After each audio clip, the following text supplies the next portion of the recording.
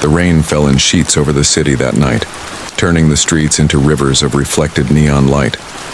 In the shadows of the old district, where the wealthy rarely ventured and the desperate called home, there existed a world that most people pretended not to see. It was a world of whispered deals and broken promises, of loyalty bought with blood and betrayal paid for with lives. Detective Marco Salvetti stood at his apartment window, watching the rain trace patterns down the glass. He had been a cop for 15 years, long enough to know that the line between right and wrong was never as clear as the academy had promised. Long enough to understand that sometimes the monsters wore badges and sometimes the criminals had hearts. He took a sip of his cold coffee and grimaced. Sleep had become a luxury he could no longer afford. Every time he closed his eyes, he saw the faces of the people he had failed to save, the cases that had gone cold, the justice that had slipped through his fingers like water. Tonight was different, though. Tonight he had received a tip about the Marconi family, the most powerful crime syndicate in the city. For years they had operated with impunity, their influence reaching into every corner of law enforcement and government.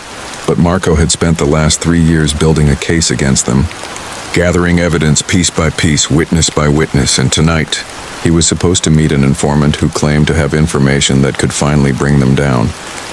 The meeting place was an abandoned warehouse on the waterfront, the kind of location that appeared in crime movies and nightmares. Marco knew it was dangerous. He knew he should call for backup, follow protocol, do everything by the book. But the informant had been clear. Come alone or don't come at all. As he drove through the rain-soaked streets, Marco's mind wandered to the life he had left behind. There had been a time when he believed in simple happiness, in the possibility of a family and a future that didn't revolve around death and corruption. But that was before Maria, before he had learned that love could be both the most beautiful and the most devastating force in the world.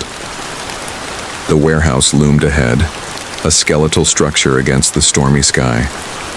Marco parked his car in the shadows and checked his weapon, a familiar weight that had become an extension of himself.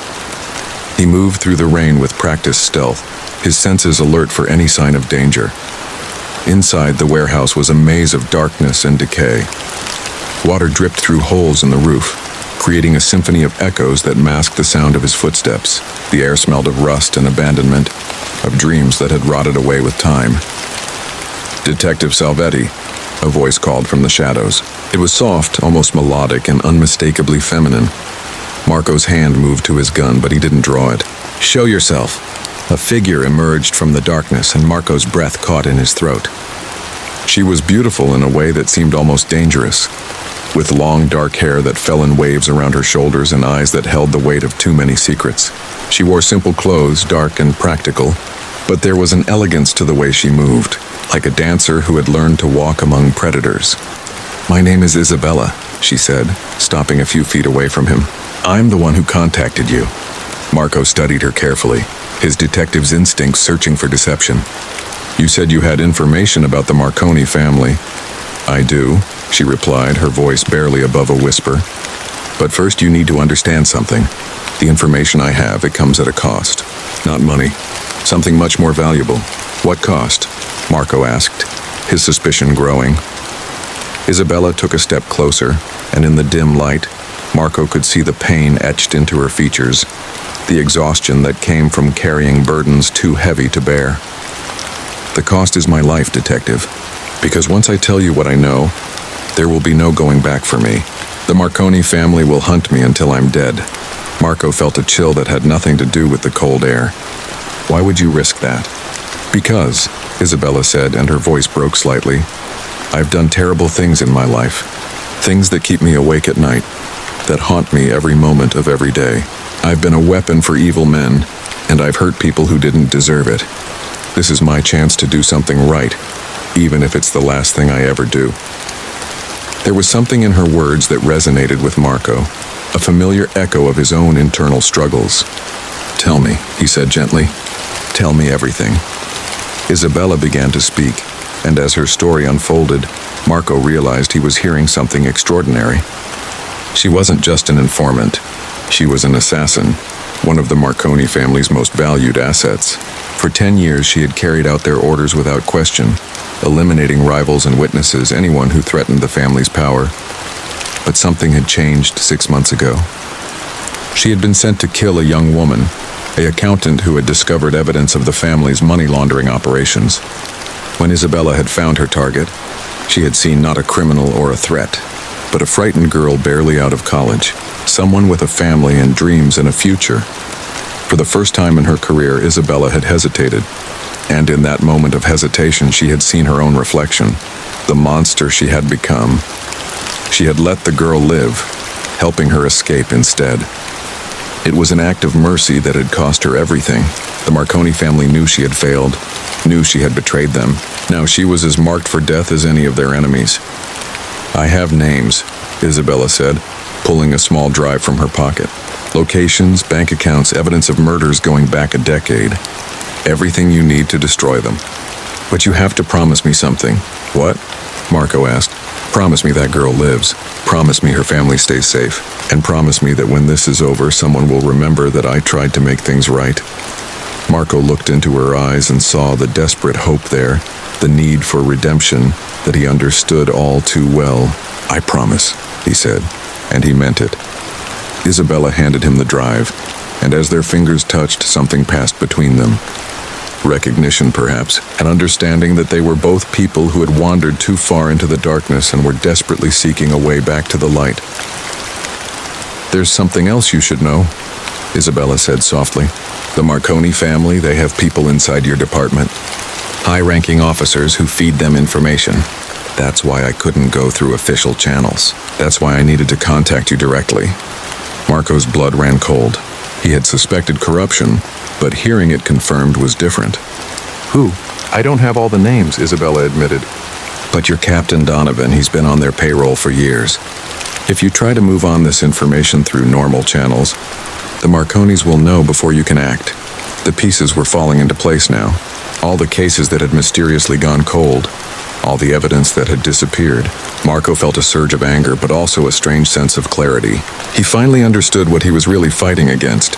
"What will you do now?" he asked Isabella. She smiled, but it was a sad expression, filled with the weight of inevitability. "Run, probably. Try to disappear. I've saved enough money over the years. Maybe I can start over somewhere, become someone else."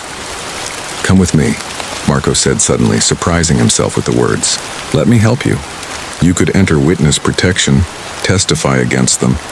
With your testimony and this evidence, we could put them all away." Isabella shook her head slowly. "You're a good man, Detective, but we both know how this works. Witness protection is only as good as the people running it, and if there are corrupt cops in your department, there could be corrupt agents anywhere. I'd rather take my chances on my own." Marco wanted to argue, but he understood. Trust was a luxury that people like Isabella couldn't afford. "Before I go," Isabella said, taking a step closer to him, "I want to thank you for listening, for caring, for being the kind of cop who still believes in justice." "Wait," Marco said as she turned to leave. "At least let me help you get out of the city. I can arrange transportation, give you a head start." Isabella paused, looking back at him with an expression that was hard to read. "Why would you do that for me?" "I'm a killer, Detective. I've taken lives." "Because," Marco said quietly, "I believe in second chances. I believe that people can change, that redemption is possible. And because I see in you what I sometimes see in myself, someone who got lost but is trying to find their way back." For a long moment, Isabella simply stared at him. Then slowly she walked back toward him, closing the distance between them until they were standing face to face. In the dim light of the warehouse, with the rain drumming overhead, she reached up and touched his face gently. "In another life," she whispered, "in another world, maybe we could have been friends." Then she leaned in and kissed him. It was not a kiss of passion or desire, but something deeper. It was a kiss of gratitude, of recognition, of two wounded souls acknowledging each other in the darkness. It was a kiss that tasted of rain and regret and the faint, impossible hope of redemption. When she pulled away, there were tears on her cheeks. "Goodbye, Detective Salvetti. Do good things with what I've given you. Make the world a little better." And then she was gone, disappearing into the shadows as silently as she had appeared, leaving Marco alone with the evidence that would change everything. In the days that followed, Marco moved carefully. He couldn't trust his own department. So he reached out to the FBI, to federal prosecutors who were beyond the reach of the Marconi family's corruption. The evidence on Isabella's drive was damning, more comprehensive than anything he had dared to hope for. The arrests came swiftly. The Marconi family fell like dominoes, their empire of crime crumbling under the weight of the truth. Captain Donovan and 3 other corrupt officers were taken into custody. The young accountant Isabella had saved was placed in genuine protective custody, far from the city and the reach of any remaining threats. Throughout it all, Marco thought of Isabella, wondering where she was, hoping she had found the peace she was seeking. He knew he would probably never see her again, that she had vanished into whatever new life she was building for herself. But sometimes, on rainy nights when the city looked like it was drowning in neon and shadows, Marco would stand at his window and remember. He would remember the kiss of the assassin, the moment when 2 people who had seen too much darkness had found a brief spark of light in each other, and he would hope that somewhere out there, Isabella had found her redemption, that she was living a quiet life, free from the violence and pain of her past, that she had discovered, as he was slowly discovering, that it was never too late to choose a different path, to become someone better than who you had been. The rain continued to fall, washing the streets clean, and Marco smiled. Tomorrow there would be more work to do, more battles to fight, but tonight, he allowed himself to believe in the possibility of second chances, in the power of a single choice to change everything. In the end, that was all any of them could do. Choose to be better. One decision at a time, one moment at a time. And sometimes, if you were very lucky, someone would appear in your darkest hour to remind you that you weren't alone, that redemption was possible, and that even the smallest acts of courage could echo through eternity. The city slept, but Marco stood vigil, a guardian against the darkness, forever changed by the woman who had given everything to make things right. Her kiss remained with him, a reminder of the complexity of human nature, of the possibility that even in the darkest hearts, light could still find a way to shine.